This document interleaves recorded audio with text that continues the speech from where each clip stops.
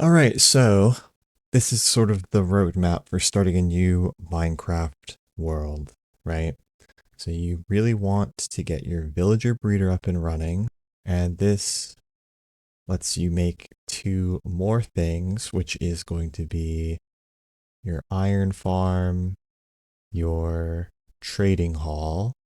So you get your books, and then from there, you also need the bamboo farm.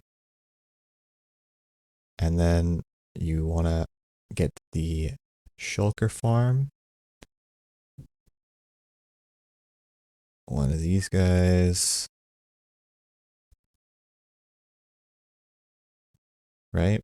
And then once you have that, then you can get your beautiful purple boxes. So I've got the beautiful purple boxes, the iron, and the books. And the next thing we're going to need is rockets. So we need to get the creeper farm. And then we need to get the sugarcane farm. Maybe something like this turns into paper. And then these things give us rockets. So there are little rockets here. Also diamond gear, so it's like you get the little diamond chest plate in here as well.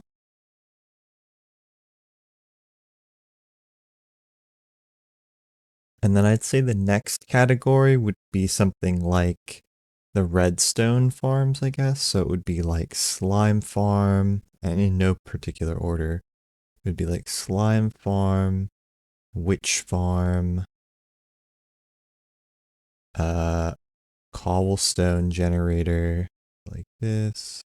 Some darker bits in there. Let me make custom colors here, like this. Yeah, something like that. Cobblestone generator, and then the bee farm. We need honey. I guess we would draw the bottle, right? And so this is sort of like the redstone farms group, right? And the bamboo is technically wood, which looks something like this. And this wood, plus the cobblestone, the redstone, this and this. So all this stuff basically leads into redstone to build more farms, right? So if I want to just build more farms, I should basically, our goal would be to go here, and then we go up here. And then somewhere along the line, not necessarily in this exact order, probably going to want to get a wither skeleton farm going. So we get the wither skeleton farm. Then we can make beacons. Because we already have the iron for the beacon bases. So I think this is basically everything that we would want. And then we can go into building pretty much anything from here.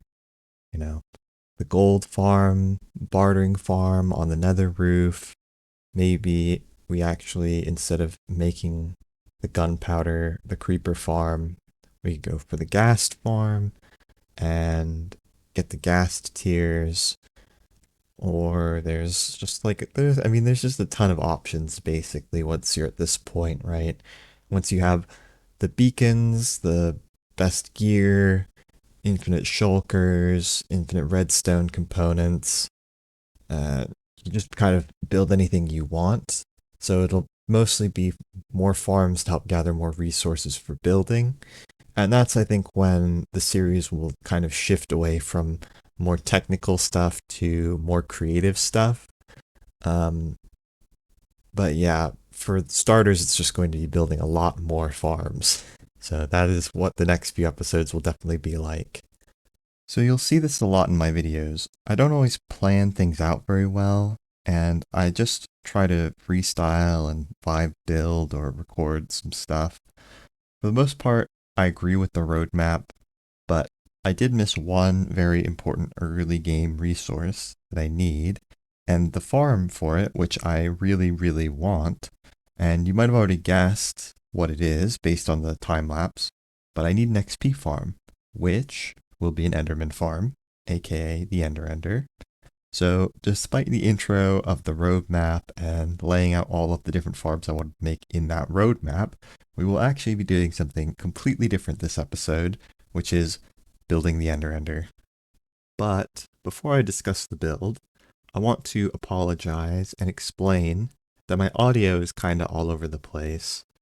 I make these videos to test things, and when it comes to recording my voice, I do a lot of takes and I fiddle with settings. And in the last episode, I swapped from OBS's inbuilt noise cancellation software to Crisp, and it does seem like a significant boost in audio quality. However, I've been trying to make small adjustments since then, and I'm not totally happy with how often I can hear my breathing. And I'm testing all sorts of filters and adjusting my noise gate settings and my microphone height, try and minimize the audio leaks I don't want. But I think that I can only really do so much with the software I have. So I might switch back to a stand mic or try to rig a pop filter for my headset mic and see if that helps. But I think that in the shortest term, things will stay as they are right now. So hopefully that's fine. So moving on to the build, I really wanted to use this specific block palette of diorite and pale oak leaves. And if you look at the floor of the bridge, I thought maybe birch leaves would be a good mix just because I happen to have some and because they're a bit less saturated than other green leaf blocks. But I felt that they stood out too much, so I layered glow lichen over them, and I think that that turned out quite well. I also wanted to try adding some of the leaf litter to add more texture to the floor, but unfortunately I learned that you can't place leaf litter on leaf blocks for whatever reason. Anyways, I had to hold myself back from just decorating the spawn area for another hour and tell myself I need to bite the bullet and build the actual farm. So here you can see I built up the platform for the kill chamber, and unfortunately when I went through references on how to actually build the farm, I learned something that I forgot. So on one hand, the bridge is fine because the blocks are non-spawnable, but they are not teleport proof. And I realized I needed to teleport proof around the kill chamber, so I did some research, and Endermen can teleport up to 19 blocks horizontally when they take damage. So I needed to teleport proof any surface that was within 19 blocks of the kill chamber. I had a few different options for how I was going to do that. First of all, they can't teleport into a 2 block high space. That's pretty obvious, and it's not that helpful. But okay, what's next? So you can use double layered carpets, and this is the most popular solution. And I've seen it in builds, and personally, I think that wool carpets look kind of ugly. Um, but thankfully, I had a great option for my palette, which was the pale moss carpet. And even though I think that the floor does look a little bit bland, it still turned out pretty nice. And then finally, I learned that Enderman can't teleport to waterlogged blocks. And I tested it, and it seems like even if it's, a full block where the Enderman won't take damage, they still can't teleport to it. So, you can at some point see me swapping out a bunch of diorite for pale leaves and waterlogging them. And while this is a great, nice solution because it keeps me from pouring water all over the farm or forcing me to put carpets on literally everything, it does skew the palette a little bit, adding that extra blue color. But, it's still pretty good. I'll take what I can get. I think it turned out pretty nice.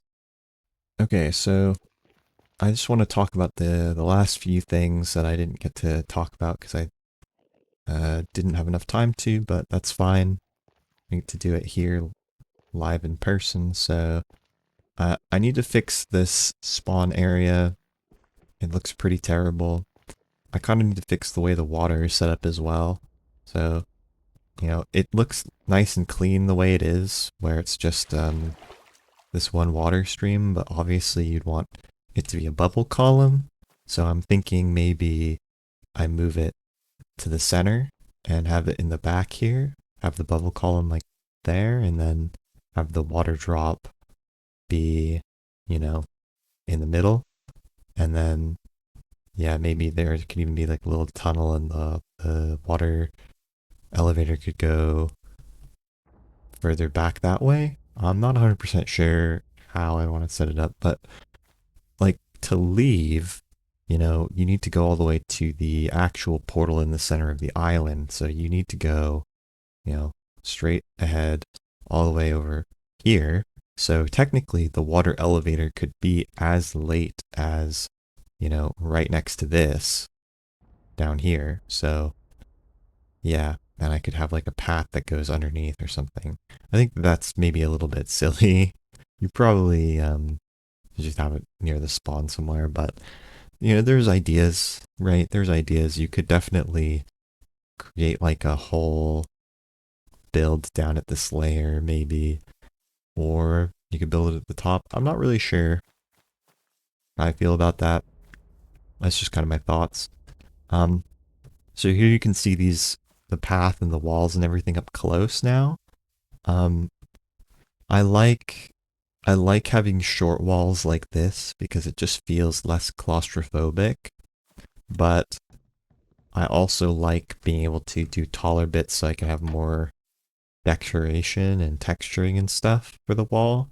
I think this is a nice compromise where it kind of goes up and down like this.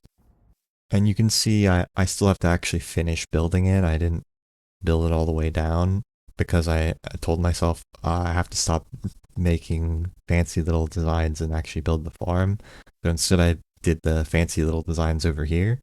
So you can see this is the teleport proof barrier. This is 20 blocks out from the middle just to make the extra safe. Make sure that no Enderman can teleport. These are not teleport proof, but Enderman should never actually make it this far, so it's fine. I would like to redo this a little bit. I don't really like this little section here, so I do want to maybe make it in the style of this ring, right? And just extend this sort of archway down the path a little bit, like, at least this number of blocks, but maybe even a little bit further, who knows? So yeah, maybe just extend the design from the center. So here you can see the pale moss carpet and everything. I think it looks pretty nice. One thing that's really cool about the pale moss carpet is you get these little vines on the sides of the blocks here, right? You get it up, it even goes up to 2 high. You can bone meal it so that it goes up to the 2 high, or you can leave it at the 1 high. You can just break it, right? So I can just break this and it changes to the 1 high version. And if I bone meal this carpet, it'll go back up to the 2 high version. So that's pretty interesting. It's actually a really interesting decorative block because of that. And it adds so much texture to the wall when you look around. So I really like that. And then yeah, for variation, right, you can see I just added a lot of little bits for variation. I want to add in more. So I added some of these walls in here just to break up the pillars, and I want to add some in the back, but I just kind of ran out of blocks. So I have to come back and do that later. And then for everything else, I mean, I'm pretty happy with the design of the ring around the outside. And then for the actual kill chamber, you press the lever and you get them collecting down here.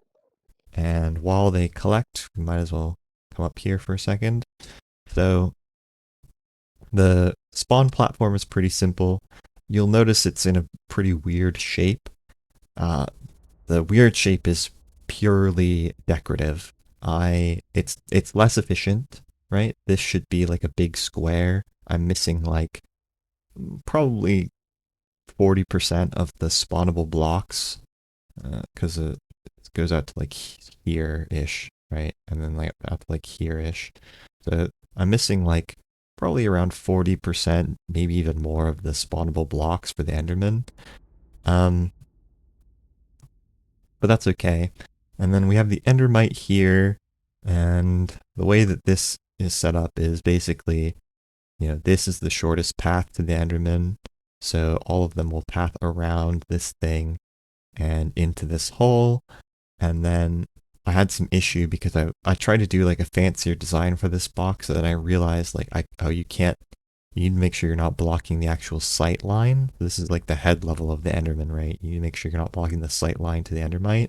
Otherwise, they won't actually run towards it and fall down. So yeah, I had to come up here and fix that. But now that works. And then yeah, as usual, right? Mobs don't see trapdoors as transparent. They see it as a full block, so they'll run onto it thinking it's a full block, and then they'll fall down. And you can see them all down there. And we're at the cap, so none are spawning.